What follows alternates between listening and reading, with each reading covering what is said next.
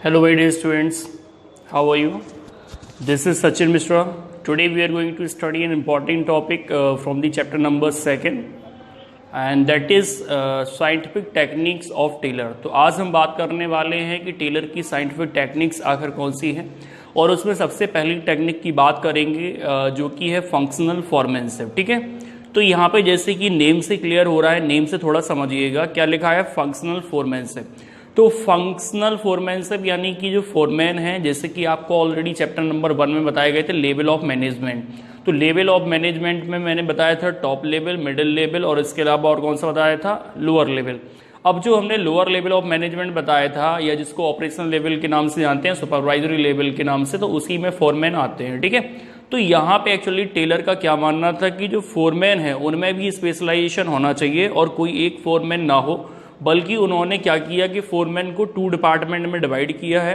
तो जो टेलर हैं, Taylor stress on there should be 2 department. मतलब यहाँ पे एक प्लानिंग डिपार्टमेंट, यानी कि मतलब जो फैक्ट्री है उसको एक तरह से 2 पार्ट में उन्होंने डिवाइड किया, जिसमें एक प्लानिंग होगा और दूसरा कौन सा, प्रोडक्शन. तो प्लानिंग वाले के इंचार्ज प्लानिंग इंचार्ज होंगे, प्रोडक्शन इंचार्ज. अब इन्होंने दोनों ही डिपार्टमेंट में क्या है कि मतलब जो फैक्ट्री है, फैक्ट्री को उन्होंने एक तरह से 2 पार्ट में डिवाइड किया था, एक प्लानिंग और दूसरी प्रोडक्शन. तो यहाँ पे प्लानिंग इंचार्ज उन्होंने कहा कि 4 होने चाहिए, root clerk, instruction card clerk, time and cost clerk and disciplinarian. और प्रोडक्शन इंचार्ज में भी उन्होंने 4 लोगों को लिया है, gang boss, speed boss, repair boss और इंस्पेक्टर. तो इस तरीके से इन्होंने यहाँ पे प्रॉपरली डिवीजन ऑफ वर्क कर रखा है. और जैसे कि ये टेक्निक है फंक्शनल फॉर्मेंसिव. तो फंक्शनल फॉर्मेंसिव पे इन्होंने क्या बताया कि in this technique Taylor suggested the division of factory in 2 department. इन्होंने एक तरह से फैक्ट्री को 2 पार्ट्स में डिवाइड किया है, तो division of factory in 2 departments में. ठीक है, तो ये चीज़ आपको ध्यान रखनी है, division of factory in 2 departments. एक होगा प्लानिंग डिपार्टमेंट और दूसरा कौन सा होगा, production department. As Taylor felt that worker must be free from the burden of planning and they must concentrate on work and production to develop specialisation in the productivity. तो productivity में specialisation develop करने के लिए Taylor suggested under each department there must be some functional expert. और उन्होंने कहा कि हर department में कुछ फंक्शनल एक्सपर्ट होने चाहिए, और इसी तरीके to supervise, guide and instruct the workers. ठीक है, तो वर्कर्स को एक तरह से इंस्ट्रक्ट करने के लिए, जैसे कि टॉप, मिडिल, लोअर, और लोअर के अंडर में कौन आते हैं, एक तरह से वर्कर्स आते हैं. यानी कि फोरमैन या सुपरवाइजर के अंडर में कौन आते हैं, तो वर्कर्स आते हैं. ठीक है, तो ऐसे एक्सपर्ट हों, ऐसे वो फोरमैन जो हैं, सुपरवाइजर हैं, वो एक्सपर्ट के रूप में होने चाहिए, जो एक तरह से वर्कर्स को गाइड कर सकें, वर्कर्स को इंस्ट्रक्ट कर सकें. ठीक है, तो as one foreman can not be expert in every aspect of work, क्योंकि टेलर का मानना था कि एक वर्कर सभी कामों में निपुण नहीं हो सकता है, सभी कामों में एक्सपर्ट नहीं हो सकता है. इसलिए Taylor stress on minimum 8 specialist or functional expert to supervise and give order to worker. इसलिए इनका मानना था टेलर का कि यहाँ पे कम से कम 8 एक्सपर्ट होने चाहिए. तो बोला गया एटलीस्ट या मिनिमम 8 स्पेशलिस्ट और functional expert to supervise and give order to workers.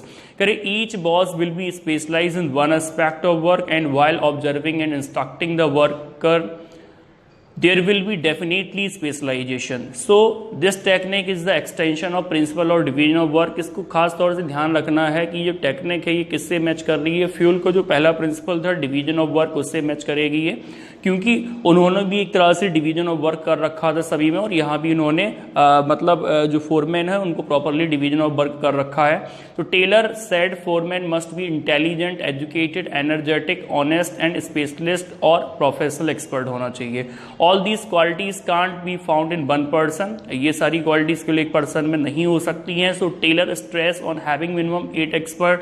इसलिए टेलर का मानना था कि कम से कम 8 एक्सपर्ट होने चाहिए, 4 under each department to order and guide the workers. ठीक है, तो इस तरीके से हमें ये चीज़ में ध्यान रखनी है. अब इसके अलावा उन्होंने जैसे कि अंडर प्लानिंग डिपार्टमेंट में जो 4 लोग बताए हैं, उनमें सबसे पहले रूट क्लर्क के बारे में बताया. तो रूट क्लर्क क्या होगा, जो प्रोडक्शन का एक तरह से रूट डिसाइड करेगा कि प्रोडक्शन जो होगा वो मतलब किस प्रोसेस के थ्रू होगा, उसका एक तरह से रूट डिसाइड करेगा. तो this foreman is responsible to fix up the sequence of steps for performing mechanical और मैनुअल जॉब. तो उसका सिक्वेंस ऑफ स्टेप्स क्या होंगे, उसको कौन क्लियर करेगा? Root clerk.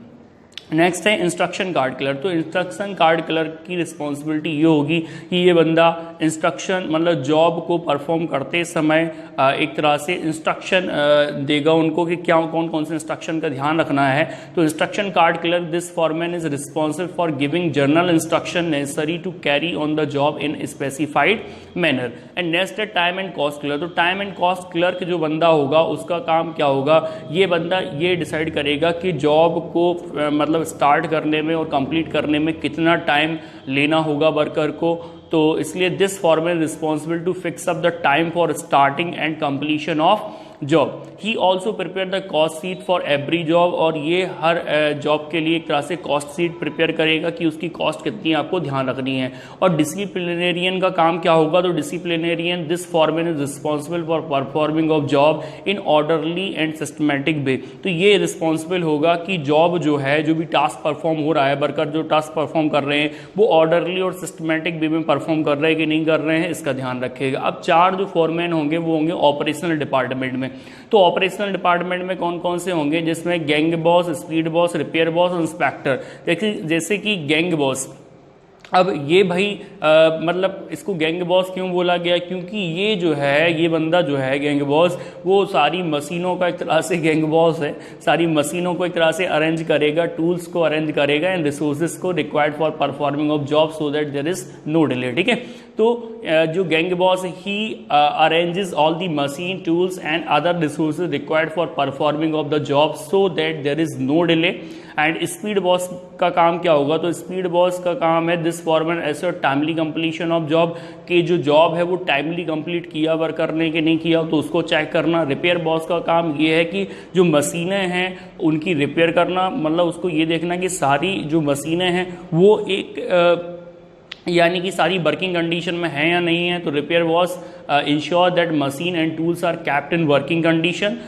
ठीक है, और इसके अलावा इंस्पेक्टर का काम होगा कि ये क्वालिटी चेक करेगा। इंस्पेक्टर का काम होता है चेक करना।